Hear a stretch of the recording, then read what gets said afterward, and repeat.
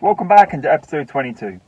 So in this episode, what I want to do is take a bit of time to talk about the finances behind the project, because although I'm constantly doing all the mechanical side of things, I pay a lot of attention to what I'm spending, what I'm predicting to spend, and like a lot of shopping around for the best buys and all those sort of things.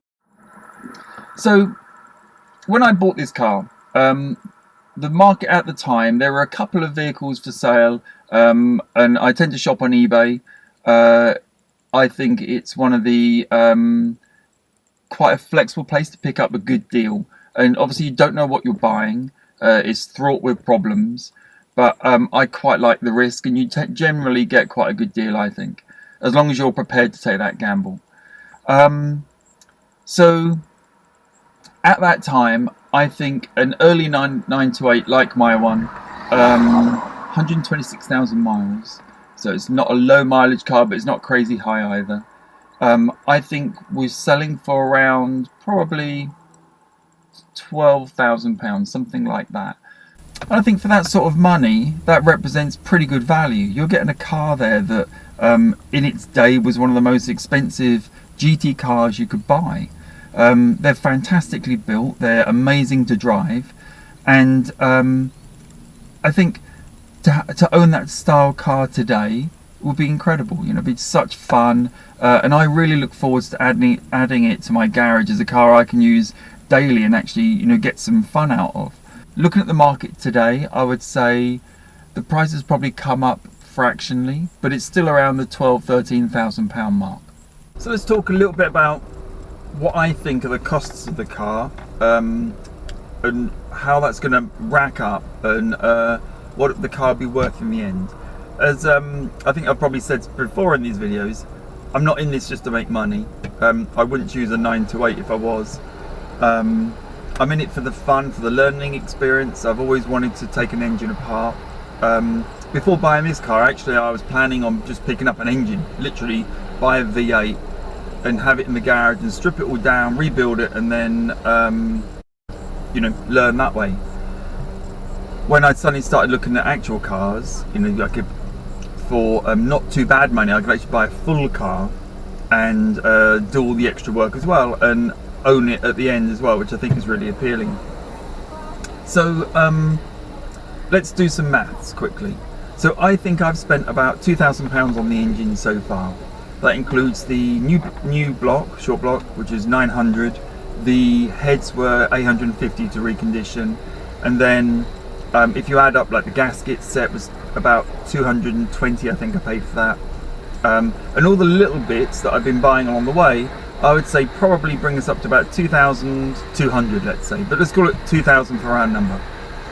Then in my mind, I'm allowing £4,000 to respray the car. So that would take us up to 6. I have had someone look at the bodywork already. Their advice is that a bit of restoration first. There might be a little bit of welding around the back. I've picked up a new tailgate. I paid 150, I think, for the new tailgate. It's not new, it's a rust-free old tailgate. Mine had rusted quite badly, where water's sort of run down the tailgate and dropped down in behind the roughly where the brake lights are. I've got a little bit of corrosion there, so I'm going to have to cut that out probably. So there's probably a little bit of welding to be done. It's had a new sill and I think a rear quarter at some point, the rear wing, which I need a little bit of fettling to get right. But overall, the bodywork isn't awful. The paint is awful, but the bodywork isn't. So where are we? We said 2,000 on the engine, so 4,000 for the spray, so that's 6,000. Plus, let's allow 1,000 for the bodywork, a bit of welding. I may even need to pick up another panel. I noticed the front wing has a little bit of rot at the bottom, and with aluminium, sometimes it's easy just to pick up a new bit. So we had 2,000 engine, 4,000, that's 6,000 plus another 1,000, £7,000 we're up to now. So in terms of the interior, it needs a lot of work. What I plan to do in the short term is strip it, replace the dash, which I'll do myself, which I think is about £250 for the cover. I'll do the labour. The seats, well, basically what I could do is just put it all back together, replacing the bits that are the tattiest, and that's probably the route I'm going to go in the short term. So if I allowed 1,000 for that, I think would be comfortable. So that's 8,000. In terms of the interior, what I want to do is return it to something quite special, and I love the passion material. So I'll flick up an image so you can see what I've got in my mind. If I can get it there, that would be amazing, but I think that's going to cost multiple thousands, probably 3,000, something like that. The material itself is £600-700. Retrim the seats, I've got no idea, but it's not going to be cheap. And I've talked to a retrim specialist, and he's already advised me that the leather probably needs replacing rather than just a little bit of treatment. 41-year-old leather, it's going to be pretty tatty. I'm actually sat at the local COVID jab centre.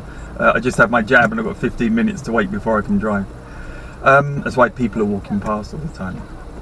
So if we allow 1,000 for the interior at the moment, in my mind I'm thinking that there is still quite a few thousand to spend on that. So that takes up to 9,000. Suspension, I think the suspension is going to need suspension and brakes really. In my mind, at the beginning I was assuming I was going to have to spend about £1,000. I think that might be a little bit light, but let's stick with 1,000 for the moment. That will take us to 10,000. From what I've seen, it needs new discs and obviously pads all round. There's probably a few brake lines corroded, so they'll probably need replacing. I think the actual struts and springs are fine, but I'll obviously cover that when I get to it. So 1,000 there. I've forgotten where we're up to. 10,000, I think. Then we've got things like the exhaust system. I think it's okay, but I won't know until I get to it. That's probably, if we allow 500 there, so 10,500. The transmission is a big unknown. I don't know. It's never been in gear in my ownership, so it's going to be one that we're just going to have to wait and see. I'm not going to allow anything for it at all. Although in the back of my mind, you see used automatics for about £500-600. Maybe let's add £1,000 for it, so it'll be £11,500. Now the fuel and the fueling all needs working out. It doesn't work at the moment. There's no cradle, which obviously I've already bought. There's only one fuel pump at the back, so I need new fuel pump, new filter. Obviously it's cheap. I think the new fuel pump is about 130. Filter, call it 150. A new fuel accumulator, which is about 150, so it's probably 300 there. And I dare say a few pipes. Call it 500, so that takes us up to 12,000. Need a really good looking at. I'm likely to need a few relays here and there, and obviously fuses, but that I won't bother adding. That's all quite cheap. Then there'll be a few sundry things like I need a new coil. I just bought a new distributor, maybe HT leads. The starter motor probably needs recommissioning. The alternator might replace, needs looking at. The fan that goes on the radiator needs looking at. I've tried plugging it into a battery and it didn't really do much. New radiator, 350. I already have a price for that. There's probably £1,000 there as well, so we're at 12,500. I think what I'd like to do is swap it back to teledial wheels as well. It's on the manhole cover S, those slot wheels, which are great, but they need restoring anyway. I think it's probably better to just go and buy a new set of teledials. And I've been asking around for them, and I can actually buy teledials brand new for 160 plus VAT, which I think is pretty good. So it's probably 600, I've not done the maths, but it's probably £600 for the new wheels. The tyres on the car at the moment are brand new, so I could just swap the tyres across. I think we're probably up to if we add all the sundries and all the bits and bobs, we're probably sitting at about £13,000. So trying to buy parts for the car, obviously this is a 41-year-old car, and things aren't as readily available as they obviously once were. Some things you find you can get new still, and for those items I lean on Rose Passion, which is a French company, or Design 911.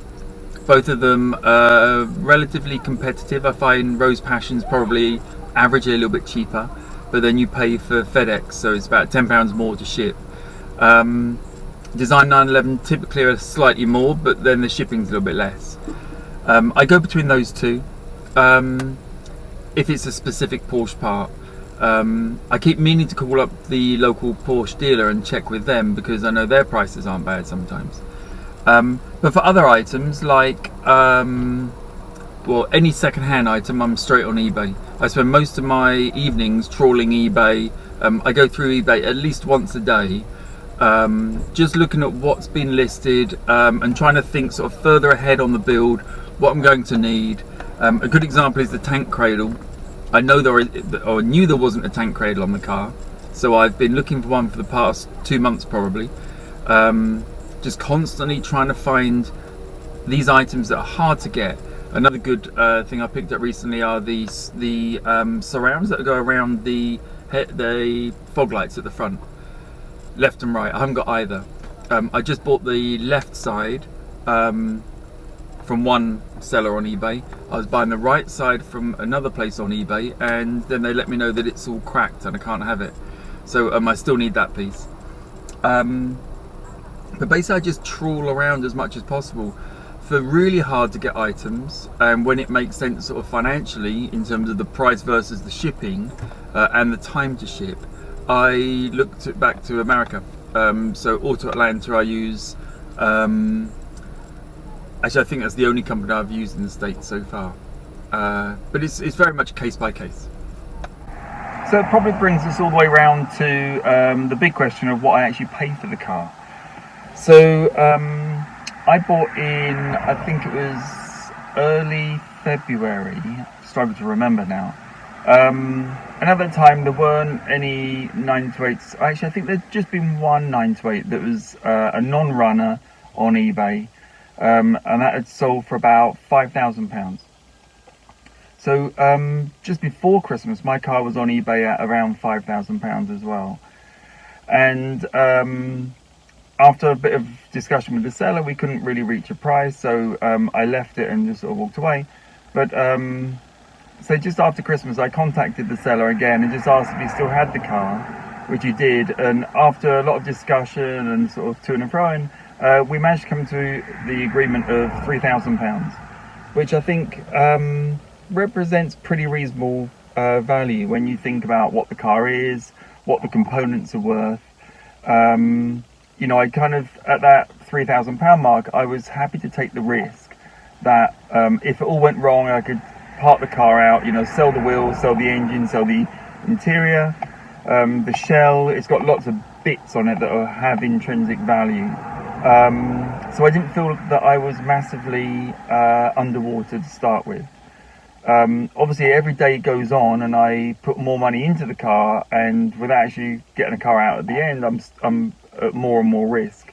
I keep a running spreadsheet, so I think I'm running at about 5,300 at the moment, with all the bits that I've bought and everything. What I intend to do with this series is now start doing a piece at the very end. I'll just bring up basically what I've spent this period, and they're not weekly videos, but this period, and a running total, and probably with my sort of near-term projections, so we can start looking at the cost of things. And if there's anything that you want to know what the price was, just leave me a message and ask, and I can just reply. I won't revisit the things I've already bought because it's kind of gone now. But if there's something that you want to know, you know, how much did you pay for, I don't know, the gasket set or whatever, just leave me a message and I'll reply. Another good way of contacting me is through my Instagram account, so you can also try that as well. Okay, I think that probably wraps up this video, pretty much. I hope it's been interesting. It's a different video, but I find the finance behind these things quite interesting as well. Hopefully you do. Please like the video, subscribe if you're not already, and I'll probably get back to doing a bit more renovation next time, so I'll see you then.